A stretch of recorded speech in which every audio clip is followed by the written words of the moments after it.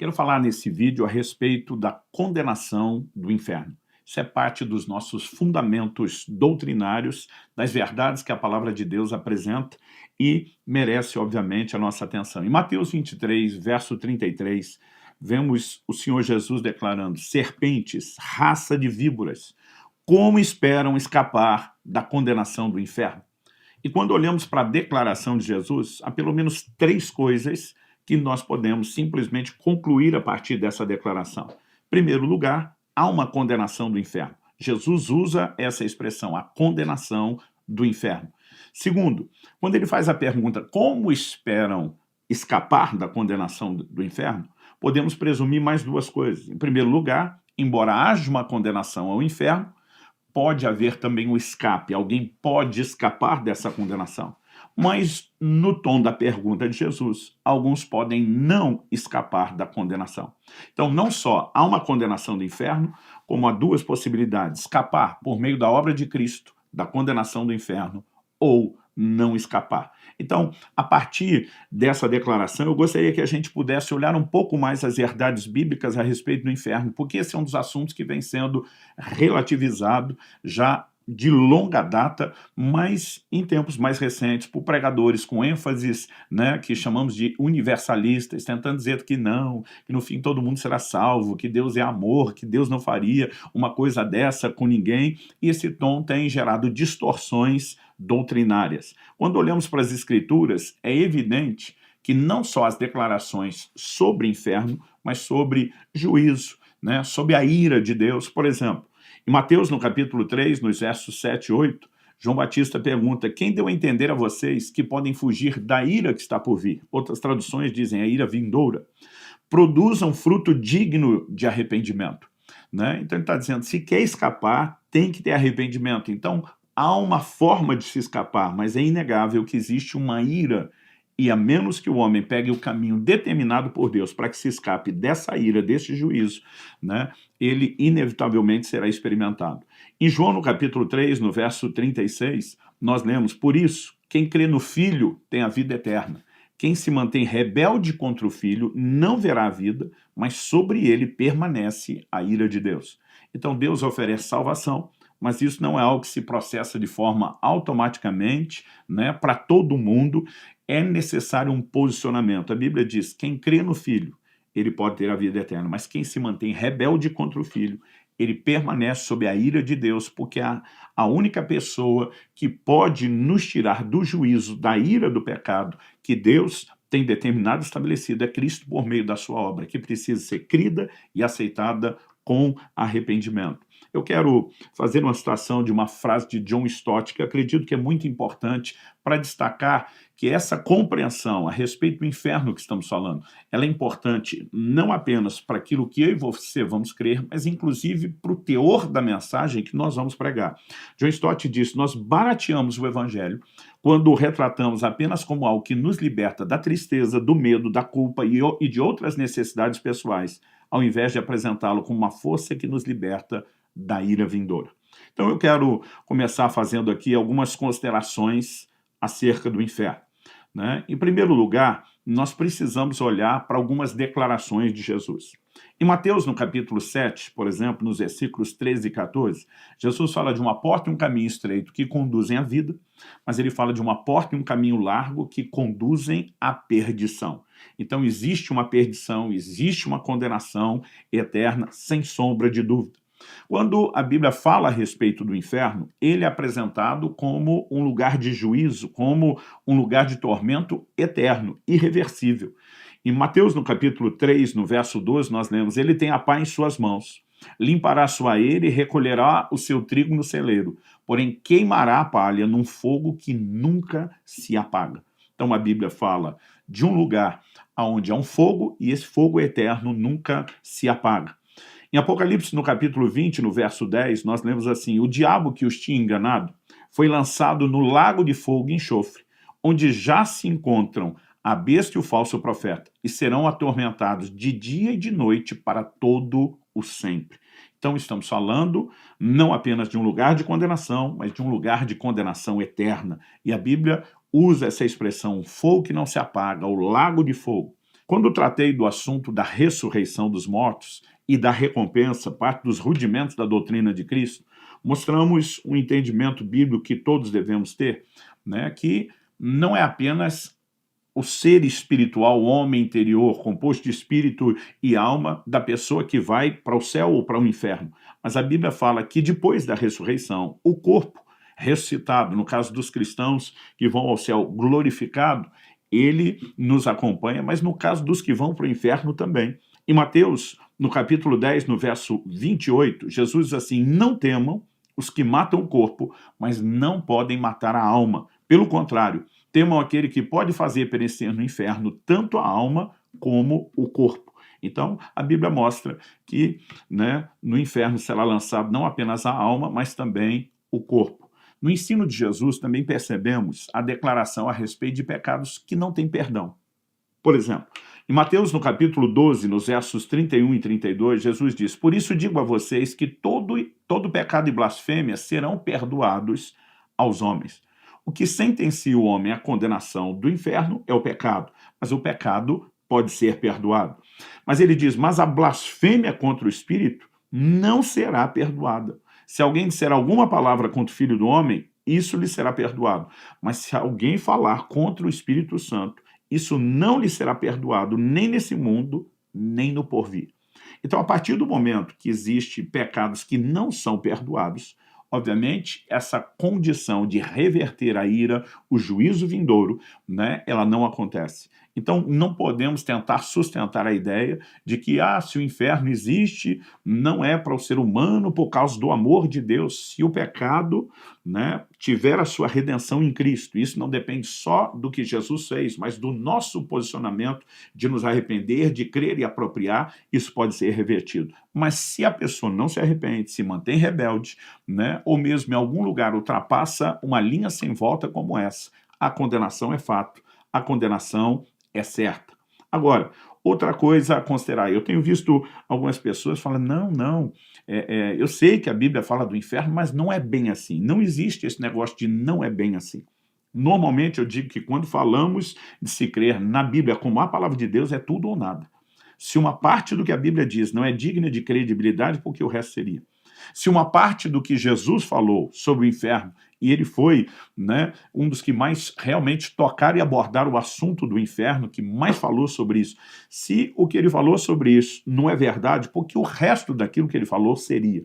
Então, é um assunto que não pode ser relativizado, né? Por exemplo, eu tenho visto as pessoas perguntar: mas se Deus é amor, por que criou o inferno? Em primeiro lugar, nós precisamos entender que a própria Escritura diz. Jesus falou sobre isso. Em Mateus 25, 41, a Bíblia nos mostra que o inferno foi criado para o diabo e seus anjos, não para o homem. Olha o que Jesus diz: então o rei dirá também aos que estiverem à sua esquerda: afastem-se de mim, malditos, para o fogo eterno, preparado para o diabo e os seus anjos. Então, embora o inferno tenha sido preparado para Satanás e os seus anjos se rebelaram, todo homem que se rebela contra Cristo acaba tendo o destino que Deus não queria que ele tivesse. Nós precisamos entender: é possível escapar da condenação do inferno, né? Não estamos de forma alguma questionando isso, mas relativizar que existe uma condenação do inferno é um caminho completamente contrário ao que as Escrituras ensinam. O amor de Deus não se revela pela ausência do inferno, mas por oferecer o escape para que o homem não precise necessariamente ir para lá. Agora, eu vou ser enfático: isso não é automático. Então, ninguém vai para o inferno por falta do amor de Deus. Ele vai por rejeitar a salvação e o escape que Deus oferece dessa condenação. No Evangelho de Marcos, no capítulo 16, nos versos 15 e 16, nós lemos: e disse-lhes: vão por todo o mundo, preguem o evangelho a toda criatura. Jesus diz: quem crer e for batizado será salvo. Quem, porém, não crer será condenado. Fato, há uma condenação para todos aqueles que rejeitam a fé proposta pelo Evangelho, a fé na pessoa de Jesus e naquilo que ele tem oferecido. Se não há condenação eterna, como a do inferno, a salvação, mensagem central da Bíblia, ela salva os homens do quê? Né? Eu fico me perguntando como alguém pode tentar defender o conteúdo bíblico, falar da salvação em Jesus, mas se não há uma condenação, se não há perdição, qual a necessidade de salvação? Alguns até dizem: não, até haveria o risco, mas como Deus salvou todo mundo, ele não existe. Não, Jesus fala sobre isso, os apóstolos falam sobre isso, né? O Novo Testamento trata disso com muita clareza, com muita intensidade, e nós não podemos ignorar essas considerações que fizemos até agora a respeito do inferno. Em segundo lugar, nós precisamos dar atenção aqui a diferentes expressões que a Bíblia usa para se referir ao que nós denominamos como inferno. Estou usando a expressão nós denominamos porque a palavra inferno é latina, né? Ela não consta na Bíblia, nos originais, nas Escrituras. Na verdade, nós temos várias palavras diferentes que são traduzidas e que acaba se usando o sentido da palavra inferno para falar desse lugar de condenação. A primeira delas é a única palavra que temos em todo o Antigo Testamento, não há variação, é a expressão Sheol, né? Ela significa o lugar das almas dos mortos. No Antigo Testamento, todos os que morriam iam para lá, né? Esse é um assunto que será melhor detalhado quando chegarmos na área de conversar e entender sobre salvação, e eu vou falar a respeito da salvação dos santos do Antigo Testamento. Mas em Números 16, nos versos 30 e depois 33, a Bíblia diz assim: mas se o Senhor criar alguma coisa nova, e a terra abrir a sua boca, e os engolir com tudo que eles têm, e eles descerem vivos ao mundo dos mortos, essa expressão ao mundo dos mortos é ao Sheol, ele estava falando da revolta de Coré, Datã e Abirão. Ele continua e diz: então vocês saberão que estes homens desprezaram o Senhor. E aconteceu que assim que Moisés acabou de dizer todas essas palavras, a terra debaixo deles se fendeu, abriu a sua boca e os engoliu com as famílias deles, com todos os que eram partidários de Corá e com todos os bens deles. Provérbios 15, 24 também diz: para o sábio, o caminho da vida leva para cima, para desviar do inferno embaixo. A expressão aqui traduzida inferno, Sheol, né? Agora, a Bíblia fala de um caminho da vida que leva para cima, né? Olhamos para a declaração, né, de Jesus, quando ele fala a respeito do rico e o Lázaro. Ele fala de um abismo que separa o lugar de perdição dos de condenação, mas ele fala até mesmo de uma comunicação entre eles. Depois a Bíblia fala de Cristo levando cativo o cativeiro. De qualquer forma, né, ainda que não seja possível detalhar essa questão do Sheol agora, no Novo Testamento, nós vemos uma palavra que é o equivalente de Sheol, que é o Hades. Ela aparece várias vezes, né, nos textos bíblicos do Novo Testamento, e o próprio texto que acabei de mencionar, de Lucas 16, de 19 a 31, ele utiliza a palavra Hades, e quando Jesus está falando a respeito do lugar de condenação para o qual o rico foi levado, ele tem descrições que não podem ser ignoradas, né? A Bíblia diz no verso 22, aconteceu que o mendigo morreu, foi levado pelos anjos para junto de Abraão. Outras traduções dizem o seio de Abraão. Morreu também o rico e foi sepultado. A Bíblia diz 23, no inferno, estando em tormentos, o rico levantou os olhos e viu de longe Abraão e Lázaro junto dele, né? Depois nós lemos no verso 24 o rico dizendo: porque estou atormentado nesse fogo, né? No verso 25, a Bíblia mostra que enquanto Lázaro era consolado, o rico recebia tormentos. Então, à medida que nós olhamos, também o verso 28 termina com essa expressão, um lugar de tormentos. Quando nós olhamos a descrição do que é o Hades, ela fala de um lugar de condenação, de um lugar de juízo, de um lugar de retribuição. A Bíblia menciona o fogo, menciona o tormento, mas a palavra aqui usada é Hades. Uma outra palavra utilizada no Novo Testamento é a palavra grega Geena. Ela, na verdade, é a forma grega da palavra hebraica Gehinnom. Gehinnom significa Vale de Inom, né? Esse era um lugar conhecido pelo fato de que ali, além deles terem um depósito de lixo queimando continuamente, né, há menções, há muitas referências de que também queimavam crianças vivas a Moloque. Mas o fato da presença do fogo continuamente aceso, né, passou a ser usado como uma forma de falar do tormento, do lugar de fogo eterno. Então, em Mateus, no capítulo 10, no verso 28, onde Jesus diz: não temos que matam o corpo, mas não podem matar a alma.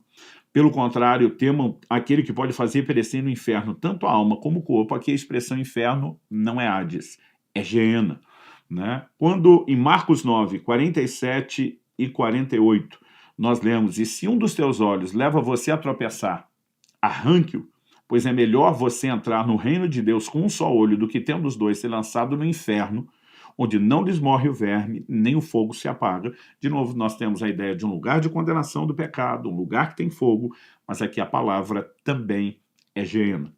No original grego do Novo Testamento, nós temos ainda uma terceira expressão usada, né, diferente no original grego, mas também traduzida como inferno, que é tartaru, significa abismo.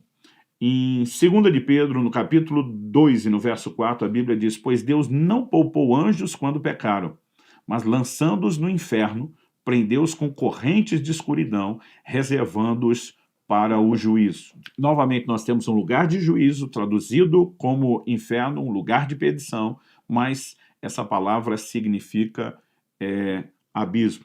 A definição do léxico de Strong diz sobre a palavra tartaru: nome da região subterrânea, sombria e escura, considerada pelos antigos gregos como habitação dos ímpios mortos, onde sofrem punição pelas suas más obras.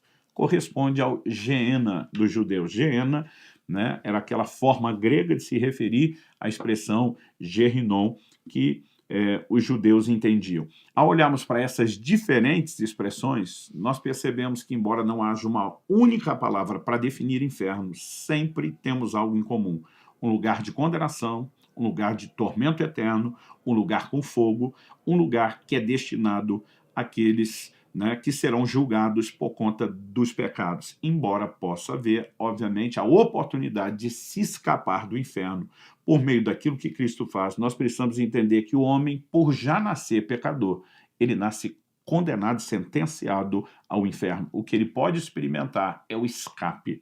Eu me lembro de uma ocasião, quando ainda adolescente, na rua, recebi um folheto, de uma época onde o evangelismo acontecia por meio da entrega de folhetos. E eu lembro quando eu peguei o folheto, a pergunta era chocante: o que fazer para ir ao inferno? Né? Imaginei, quem aqui quer ir para lá?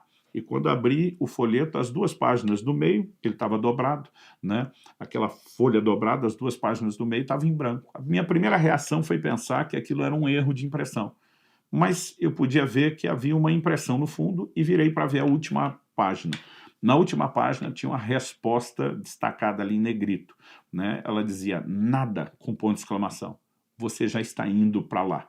Então, só na última página, depois daquele choque do efeito da mensagem, a pessoa falava da condenação eterna do inferno, mas do que Cristo fez para que eu e você pudéssemos escapar. Mas fato é que todos nascemos debaixo de uma condenação eterna. A palavra evangelho significa boas novas. E as boas novas não é comunicar ao homem a inexistência do inferno, é comunicar aos homens que, apesar da existência do inferno, há um escape que Deus nos oferece por meio de Jesus Cristo. Estabelecidos esses fundamentos, né, da doutrina bíblica sobre o inferno, eu gostaria de terminar com uma pergunta que nos leva, né, a pensar e focar considerações mais práticas.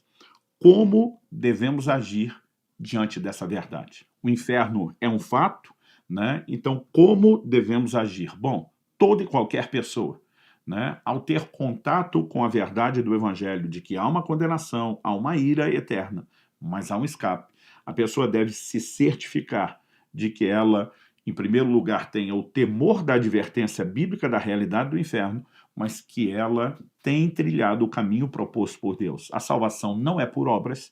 A Bíblia é muito clara em Efésios, no capítulo 2, nos versículos 8 e 9. Pela graça sois salvos, mediante a fé. Isso não vem de vós, é um dom de Deus. Não vem das obras para que ninguém se glorie. Ninguém é salvo por obras, ninguém é salvo por mérito.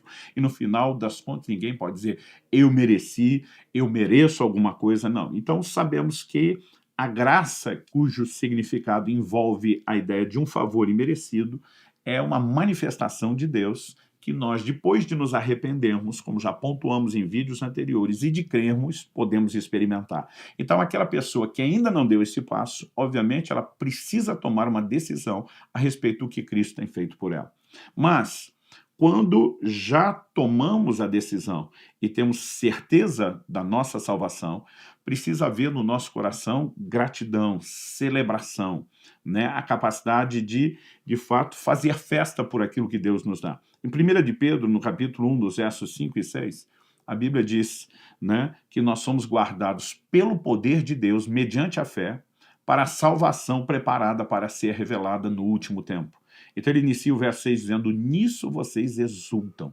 Então, somos guardados pela fé para a salvação, preparada para se manifestar, né, para ser revelada no último tempo. E nisso nós exultamos. Então, quando olhamos, por exemplo, para a adoração, mesmo no céu, destacada no livro do Apocalipse, né, Apocalipse 5, versos 9 e 10, a Bíblia diz, e cantava um cântico novo, dizendo, digno é o Cordeiro de abrir o livro com seus selos, porque foste morto, e com seu sangue compraste para Deus homens de toda raça, tribo, língua, povo e nação, e para o nosso Deus os constituístes reis e sacerdotes. Então, se no próprio céu a adoração, a música sendo entoada demonstra gratidão pelo fato de que Jesus, pelo seu sangue, nos comprou, a pergunta é, o que não deveria ser a temática da nossa adoração e da nossa celebração aqui na Terra. Devemos ser gratos, devemos nos regozijar e devemos, de fato, celebrar diante de Deus, né, por essa tão grande salvação, por essa dádiva.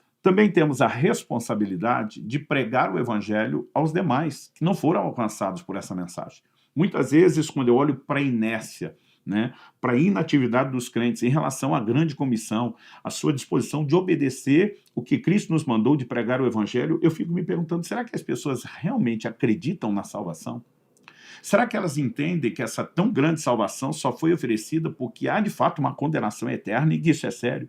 Será que elas se importam com as pessoas à sua volta, começando por familiares, né, por amigos, colegas de trabalho ou de escola? Porque quando nós silenciamos, demonstrando indiferença ao futuro eterno dos outros, ou há algo muito errado com a nossa capacidade de se importar, ou talvez a gente não esteja consciente do quão sério é a mensagem de salvação e de por que ela tem que ser pregada.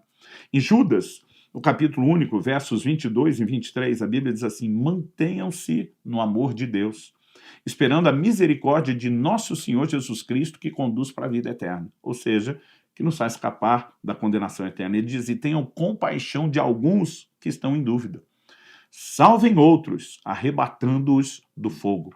Né? Então, quando olhamos para as pessoas que estão na dúvida e não na fé, que estão na incredulidade, nós precisamos salvá-los. Há uma mensagem a ser proclamada, há um acompanhamento, há necessidade de foco, de discipulado e encorajamento para quê? Para que a alma eterna dessas pessoas seja poupada, né, e elas possam escapar da condenação eterna do inferno. Então, em primeiro lugar, gratidão, celebração a Deus, isso tem que ser parte, né, da nossa própria adoração, mas em segundo lugar, nós precisamos entender que a compreensão não só do inferno, mas de que há um escape por meio daquilo que Cristo oferece, coloca sobre nós a responsabilidade de proclamar essa mensagem. Né? Jesus disse, devemos pregá-la a toda criatura, todos precisam ouvir o Evangelho. Se vão dar uma resposta de fé ou incredulidade, é uma outra questão, mas nós temos a responsabilidade de pregar o Evangelho a todos, sem sombra de dúvida. Mas a terceira parte prática que eu quero pontuar aqui sobre como devemos agir diante dessa verdade do fato de que o inferno, né, é algo sério, real, é bíblico, diz respeito ao cristão, que já está nessa rota de escape, e ele precisa entender que ele nunca pode brincar com o pecado. Eu quero apresentar dois textos bíblicos que nos ajudam a olhar para isso com clareza. O primeiro está em Mateus 5, 29 e 30. Nosso Senhor, no Sermão do Monte, diz, se o seu olho direito leva você a tropeçar, arranque-o e jogue fora, pois é preferível você perder uma parte do seu corpo do que ter o corpo inteiro lançado no inferno. Mais um texto que fala do corpo sendo lançado. Né? Mas quando Jesus está dizendo se o olho faz tropeçar, é melhor você ter uma perda de um membro tão importante do seu corpo agora do que eternamente, eu não creio que Jesus necessariamente está propondo a mutilação literal. Eu entendo que Jesus está dizendo que nós precisamos ter um zelo tão grande por essa questão da salvação e não podemos brincar. Ele estava falando às pessoas que lhe estavam dando ouvido, né? E ele está falando a respeito de gente que, embora já tenha abraçado o Evangelho, precisa entender que o mesmo Evangelho que nos salvou de pecados já cometidos, quer nos empoderar para que a gente pare de pecar. Né? Romanos 6,14 diz, o pecado não mais terá domínio sobre vós, porque não estáis debaixo da lei, e sim debaixo da graça. Parte da obra do Evangelho, da santificação, isso será um assunto abordado em outro vídeo doutrinário, é que, de fato, nós precisamos romper com o pecado e vencê-lo. Senão, aquela condenação para os pecados com os quais já nascemos e praticamos na ignorância, ela pode voltar a ser a nossa realidade. Em Mateus, no capítulo 13, nos versos 40 a 42, Jesus diz: pois assim como o joio é colhido e lançado no fogo, assim será no fim dos tempos. O Filho do Homem mandará os seus anjos, que ajuntarão do seu reino todos os que servem de pedra de tropeço e os que praticam o mal, e os lançarão na fornalha acesa. Ali haverá choro e ranger de dentes. Quando Jesus está falando do joio que foi semeado no meio do trigo, ele está falando do contexto do reino. De pessoas, o joio é muito parecido com o trigo. A grande diferença aparece só na hora da colheita. Ele diz, na colheita final, Deus vai tirar do seu reino os que praticam o mal, os que servem de pedra de tropeço, e vai lançá-los, tirá-los do reino e lançá-los na fornalha acesa. Ali haverá choro e ranger de dentes. Novamente, o Senhor está falando de um lugar de condenação eterna. E ele está falando que é algo que nós, os que já abraçamos a mensagem do escape, não podemos brincar. Então eu quero concluir, né, chamando a sua atenção. O inferno é real, não é uma fantasia. E a pergunta é como isso nos afeta. Já dissemos que além de celebrar, mais do que só escapar de lá e celebrar isso, temos que salvar tantos quantos podemos. Mas se escapar do inferno, recapitulando o que eu falei, né, no último aspecto de não brincar com o pecado, ele precisa ser entendido como algo mais do que a conversão, e sim como não retroceder. Em Hebreus, no capítulo 10, dos versos 26 a 30, nós lemos, porque se continuarmos a pecar de propósito, depois de termos recebido o conhecimento da verdade, não está falando do incrédulo que ainda não converteu, e de já não resta sacrifício pelos pecados, pelo contrário, resta apenas uma terrível expectativa de juízo e fogo vingador prestes a consumir os adversários. Quando ele fala de um juízo de fogo, para quem brincou com o pecado, está falando do inferno. Ele diz, quem tiver rejeitado a lei de Moisés, morre sem misericórdia pelo depoimento de 2 ou 3 testemunhas. Imaginem quanto mais severo deve ser o castigo daquele que pisou o Filho de Deus, profanou o sangue da aliança com o qual foi santificado, para ter sido santificado, é alguém que converteu, e insultou o Espírito da graça. Pois conhecemos aquele que disse, a mim pertence a vingança, eu retribuirei, e outra vez o Senhor julgará o seu povo. Então a Bíblia está falando de gente que depois do pleno conhecimento da verdade, passa a pecar deliberadamente, intencionalmente, de propósito, e pode sim colocar-se debaixo de um juízo pior do que aqueles que pecavam na lei de Moisés, porque é um juízo eterno, pelo fato de ter pisado o Filho de Deus, que lhe ofereceu salvação, profanado o sangue da aliança, que o santificou, e ultrajado o Espírito da graça. Então que o temor de Deus, por meio do entendimento dessas verdades, possa nos guiar, e que a minha e a sua vida, a minha e a sua caminhada, seja de fato, para a glória de Deus, uma resposta contínua de santificação diante daquilo que Deus começou. E que, como Filipenses 1,6 diz, aquele que começou em nós a boa obra, há de terminá-la, que isso também seja uma realidade na minha e na sua vida, em nome de Jesus.